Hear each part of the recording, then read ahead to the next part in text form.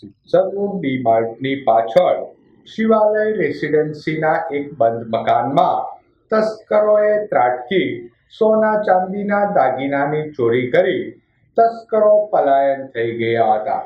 ચોરીના બનાવ અંગેની પ્રાપ્ત વિગતો મુજબ સિત્સર ડીમાર્ટની પાછળ શિવાલય રેસિડેન્સીમાં રહેતા રાજેન્દ્રભાઈ કાંતિલાલ ચૌહાણ પરિવાર સાથે ઘર બંધ કરી મહાકુંભમાં સ્નાન કરવા માટે ગયા હતા. જે દરમિયાન તસ્કરોએ બંધ મકાનના તાળા તોડી કબાટમાંથી સોના ચાંદીના દાગીના તેમજ રોકડ રકમની ચોરી કરી તસ્કરો પલાયન થઈ ગયા હતા.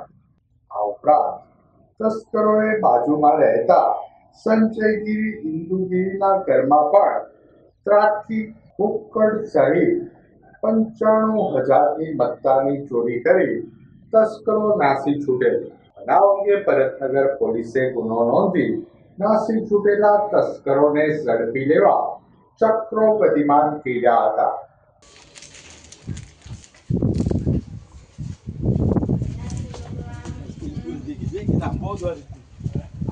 તો આને નો આઈડિયા એટલે આ ડબ્બામાંથી ને પર્સમાંથી જે પૈસા હતા એ રોકડા લઈ ગયા, ચાંદી લઈ ગયા, સોનું લઈ ગયા, બધું લઈ ગયા.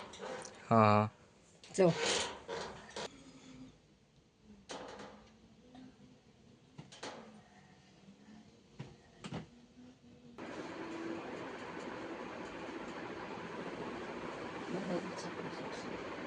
એમાં 55,000 રોકડા હતા. 55,000 રોકડા હતા અને આ ખાનામાં અંદાજે 30 થી 35 જેવું હતું, પણ મેં 25 લખાવ્યું છે. અને બીજું એક ચાંદીનો ડબ્બો હતો. હા. ચાંદીના ડબ્બામાં સોનાની એક વીંટી એમાં હતી.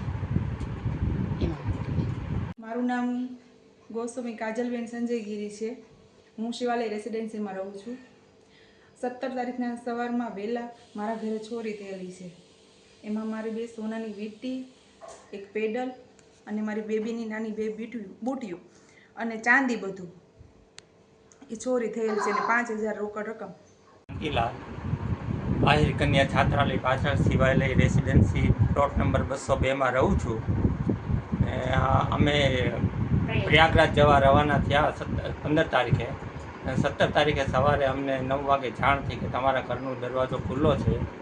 તેથી અમે પાડોશીને જણાવ્યું કે ચેક કરો તો અંદર શું છે માહિતી. એટલે એ લોકોએ માહિતી બતાવી. બધી વસ્તુ વેર વિખેર છે, બધું તોડી ફોડી નાખ્યું છે. એ જાણવાથી અમને જાણ થઈ. પછી અમે 19 તારીખે ભાવનગર આવવા રિટર્ન થઈ ગયા. અમે પ્રયાગરાજ પહોંચ્યા નથી. બરાબર. ઘરમાં અમારી એટલી રકમ હતી, 1,67,000નું ગોલ્ડ હતું અને સોના ચાંદી હતું, 75,000 કેશ હતી.